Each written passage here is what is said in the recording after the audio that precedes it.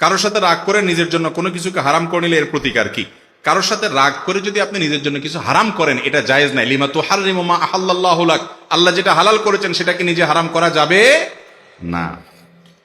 যদি আপনি কোনো খারাপ কাজের নিয়ত করেন যে আমি এটা করব সেটা করব, ভুল নিয়ত করেছেন এবং সেটা মান্নত যদি হয়, মান নাযারা আন ইয়াসি আল্লাহ ফালা ইয়াসিহি, যে ব্যক্তি মান্নত করলো আল্লাহর অবাধ্য হওয়ার, খারাপ কিছু করার, সেই মান্নত কি করবে না, পুরা করবে, ওটা ভঙ্গ করবে এবং কসমের কাফারা দিয়ে দিবে, 10 জন মিসকিনকে খাওয়াবে বা 3 দিন রোজা রাখবে। এরপর প্রশ্ন হলো, কোন কারণে একটা রোজা মিস হলে কয়টা রোজা রাখতে হবে? একটা রোজা মিস হলে রোজা রাখতে হবে কয়টা ভাই? একটাই। যদি আপনার অসুস্থতার কারণে হয় তাহলে তো আল্লাহ তাআলা মাফ করবেন, আর ইচ্ছাকৃত যদি না রেখে থাকেন আল্লাহর কাছে মাফ চাবেন, তওবা করবেন। আর কাজা হিসাবে কয়টা রাখতে হবে? একটার জন্য একটাই রাখতে হবে। বিবাহের ক্ষেত্রে মেয়ে যদি ছেলের থেকে বড় হয় তাকে বিবাহ করা যাবে? কোনো অসুবিধা নেই।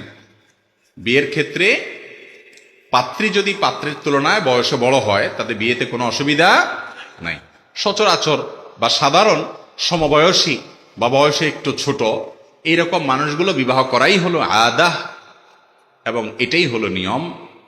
যদি কেউ এর ব্যতিক্রম করে, ব্যত্যয় করে, তাতে বিয়ে হয়ে যাবে, কোনো অসুবিধা নাই। আমাদের প্রিয় নবী সাল্লাল্লাহু আলাইহি সাল্লাম খাদিজা রাদিয়াল্লাহু তাআলা আনহাকে যে বিয়ে করেছিলেন, তখন তার বয়সের চাইতে আম্মাজান খাদিজা রাদিয়াল্লাহু তাআলা আনহার বয়স ছিল বেশি। অতএব সেখান থেকে বোঝা যায় নিজের চাইতে বা পাত্রের চাইতে পাত্রীর বয়স বেশি হলে বিয়েতে কোনো অসুবিধা নাই। এসব বিষয়গুলোকে আমরা অনেক সময় অনেক বড় করে দেখি, এত বড় বিষয় না।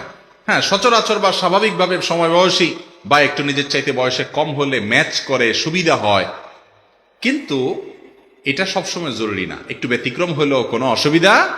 আজকাল আমরা এগুলোকে এমন শক্ত বানিয়ে ফেলেছি যে একজন পাত্র উপযুক্ত পাত্রী পেয়েছে, হয়তো বয়সের ডিফারেন্স খুব বেশি নাই, সব দিক থেকে পারফেক্ট আছে, শুধুমাত্র আপনার সমান সমান বয়সের, খুব কাছাকাছি বয়সের, এই অজুহাতে মুরব্বীরা ওই বিয়ে কোনোভাবে হতে দেন না। আছে না নাই? এইরকম বাড়াবাড়ি পর্যায়ে মনে করা ঠিক না। শরীয়ত যেটাকে সুযোগ রেখেছে, যদি সব দিক ব্যাটেবল হয়ে যায়, একদিকে স্যাক্রিফাইস তো করতেই হবে। এই ক্ষেত্রে বয়সের দিক থেকে স্যাক্রিফাইস করার মানসিকতা থাকা উচিত। আমরা আসল দিকটা দেখি না, সব নকল দিকটা দেখি। আসল দিক কোনটা ভাই? আসল দিক হলো পাত্র হোক আর পাত্রী হোক আর তার দিনদারি, তার মনুষ্যত্ব, তার মানবিক গুণাবলী, সে আল্লাহকে চিনে কিনা, আল্লাহর সাথে তার কানেকশনটা, লেভেলটা কিরকম, সে মুত্তাকি কিনা, পরহেজগার কিনা, তার খুঁটাটা কোরআন হাদিসে বাঁধা আছে কিনা। যদি থাকে তাহলে এর চাইতে বেটার পাত্র পাত্রী আল্লাহর জমিনে আর হতে পারে না। চেহারার দিক থেকে, বয়সের দিক থেকে, অর্থকরীর দিক থেকে, অন্য সমস্ত দিক থেকে স্যাক্রিফাইস করে হলেও দিনদারির দিকটা যেন এনশিওর করা হয়।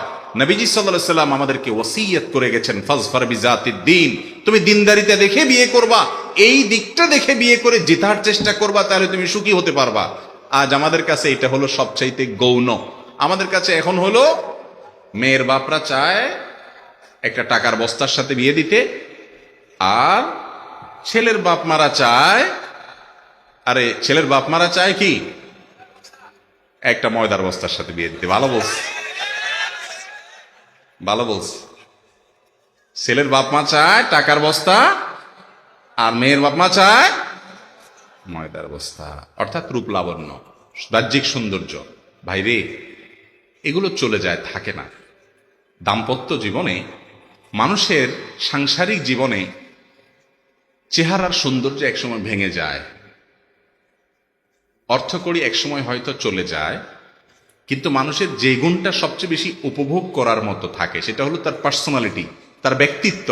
আর একজন মানুষ যখন তার রবকে রব হিসাবে স্বীকার করে, একটা জায়গায় সে আত্মসমর্পণ করে, তার সাথে চলে ফিরে উঠে বসে আপনি শান্তি পাবেন। কারণ সে হারামে যাবে না, আল্লাহর নির্দেশের বাইরে যাবে না, তার একটা ঠিকানা আছে, যার কোনো ঠিকানা নাই, নফসের গোলাম, যা খুশি তা করে। তার সাথে আপনি কোনো কাজ করে কখনো প্রকৃত এবং আসল যে প্রশান্তি সেটা অর্জন করতে পারবেন। এজন্য দিনদারিটাকে প্রাধান্য দেওয়া উচিত। আমরা ওই টাকার বস্তা ময়দার বস্তা দেখে বিয়ে শাদী করবো না। আল্লাহ তাআলা আমাদেরকে তৌফিক দান করুন।